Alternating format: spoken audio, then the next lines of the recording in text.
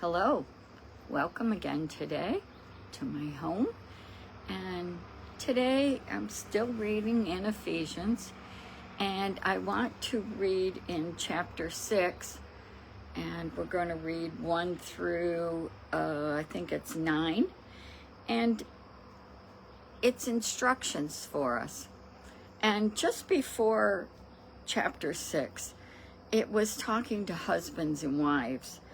And verse 33 of chapter 5 said, "Nevertheless, let every one of you in particular so love his wife even as himself."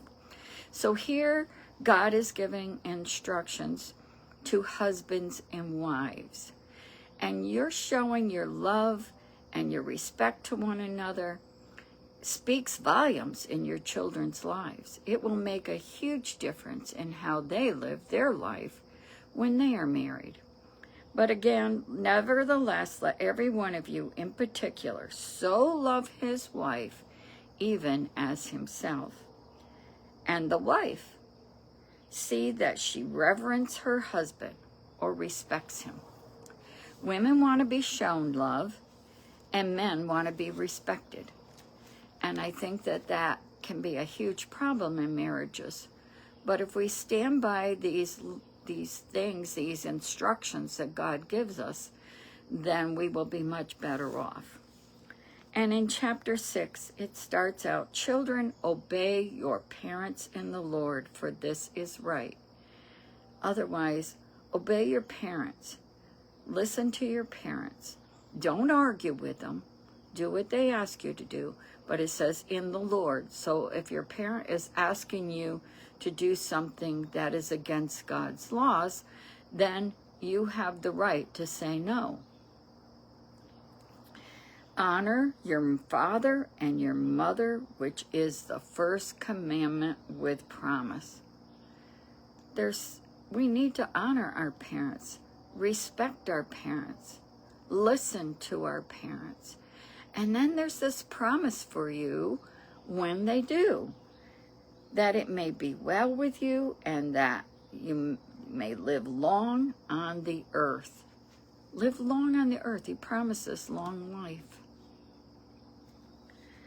"And you fathers, provoke not your children to wrath, but bring them up in the nurture and admonition of the Lord."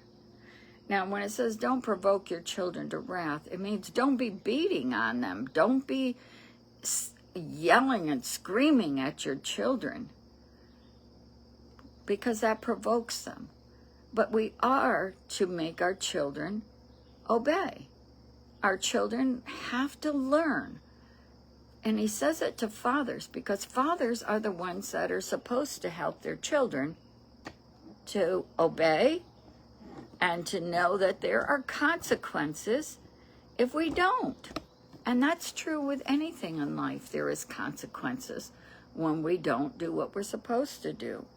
And a father, shame on you fathers that are making your wives or the mothers do the correcting of their children, because he's directed this to you, not to the mother. The mother is the one that has the mother nature of love and compassion, and she shouldn't have to be the one to correct the children. Then it goes on to say, "Servants, be obedient to them that are your masters." I would say today that means, those who work for other people, and not servants, but who work for other people. To them, be obedient to them that are your masters, or to those who are the people that you work for, according to the flesh, with fear and trembling, in singleness of your heart, as unto Christ. Do it as if you're working for God.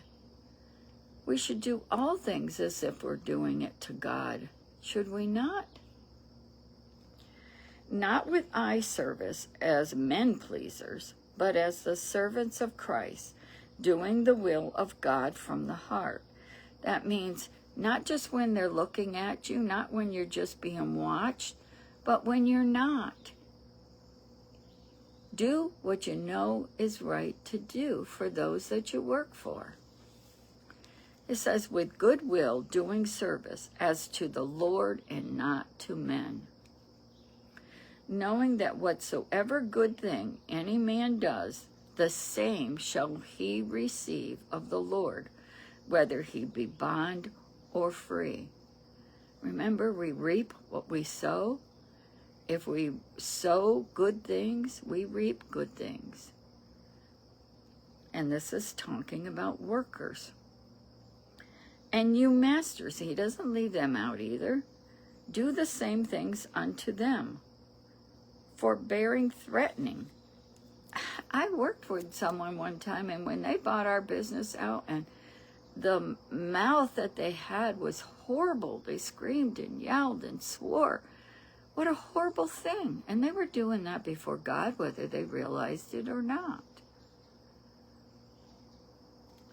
Knowing that your master also is in heaven. See, they may be our boss, they may be the owner of the company, and whether they realize it or not, their master is in heaven. God. God is their master.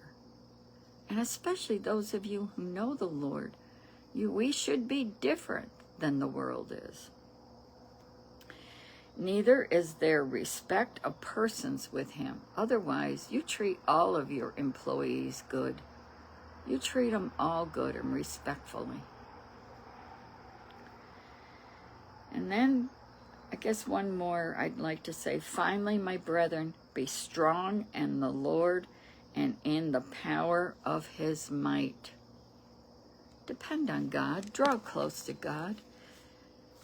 Honor our Lord God. And so those are some instructions for us. And they have good results. Don't grow weary in well-doing. In the right time, you will reap a harvest if you faint not, God tells us. God bless you. And I pray that you think about some of these today, wherever you go and whatever you're doing. God bless you.